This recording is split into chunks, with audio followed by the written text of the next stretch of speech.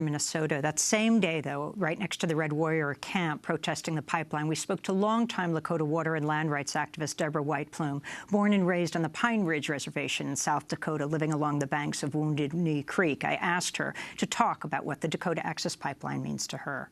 What it means to me is that it pushes us further over the tipping point of not only fossil fuel extraction, but the desecration of Mother Earth and the exploitation of Native peoples in the area, as well as the threat to drinking water. Where I live 6 hours from here, when I turn on my tap, the water that comes out is from the Missouri River. It's a 50-50 mix with the Oglala Aquifer and the Missouri River, because at home our aquifer is badly contaminated by decades of uranium mining. So there's only portions of the aquifer on the Pine Ridge Reservation that pass the Environmental Protection Agency's maximum contaminant level for alpha emitters. So we have to mix half and half with the Missouri River water. And what would happen to the Missouri River water? Well, if the pipeline is put in, it's going to leak or spill or burst or explode, and that oil is going to get into the water. And Dakota Access Pipeline says they're going to bury it 30 feet under, and they're assuring everybody that it's going to be safe. But I think Western science doesn't really know everything it thinks it knows. And we need to make our decisions based on what's best for Mother Earth and our coming generations. And that includes protecting our water. Water is under threat all over the world. Right now there are people who have no access to clean drinking water. Do you call yourself a protester? No, I call myself, first and foremost, I'm just a regular human being. I'm a mother and a grandmother, a great-grandmother. I'm Lakota. I'm a woman, and water is the domain of the women in our nation, and so it's our privilege and our obligation to protect water. So, you know, if somebody wants to label me, I guess it would be water protector. You go way back to the Pine Ridge Reservation where you live today, 1973. Could you describe what happened then? Sure.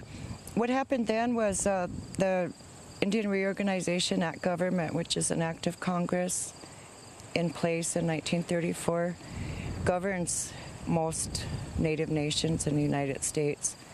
While our IRA government at that time was very oppressive to Lakota people. They were keeping us from having jobs or homes or whatever few services the federal government provided, because we held on to the Lakota way of life. And we also wanted to reclaim not only our identity but our lands and the care of our land and the responsibility of caring for our land. And at that time the tribal president was Dick Wilson, and he had been working with the federal government to sign away 1/8 of our homeland to the federal government. And it just happened to be where there was a lot of what the fat taker calls resources, and they want to mine it, you know, coal, gas, oil, uranium, whatever it may be, water. And so we put up a ruckus and we said, no, you're not going to do that, because our coming generations need that. And so there were a lot of shootouts and armed struggle going on in those days, and in the so-called border towns around us, which we call occupied territory, Indians were getting killed, and their murderers were not being held for justice. They were charged with the lowest felony there could be, doing 2 years of probation, and it was just enough was enough.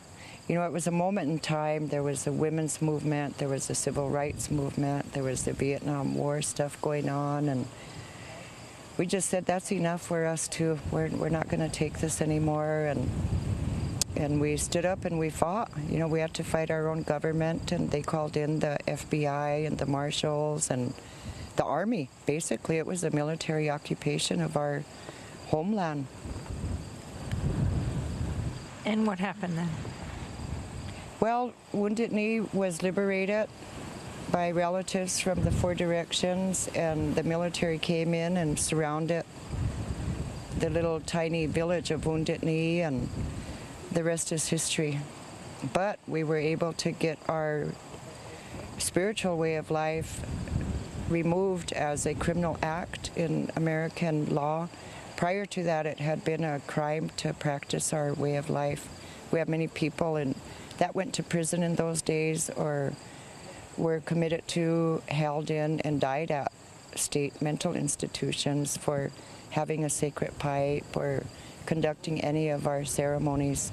Lakota leader Debra White Plume of the Pine Ridge Reservation speaking from Red Warrior. Special thanks to Laura Gaddis, John Hamilton, Dennis Moynihan. I'm Amy Goodman. Thanks for joining us.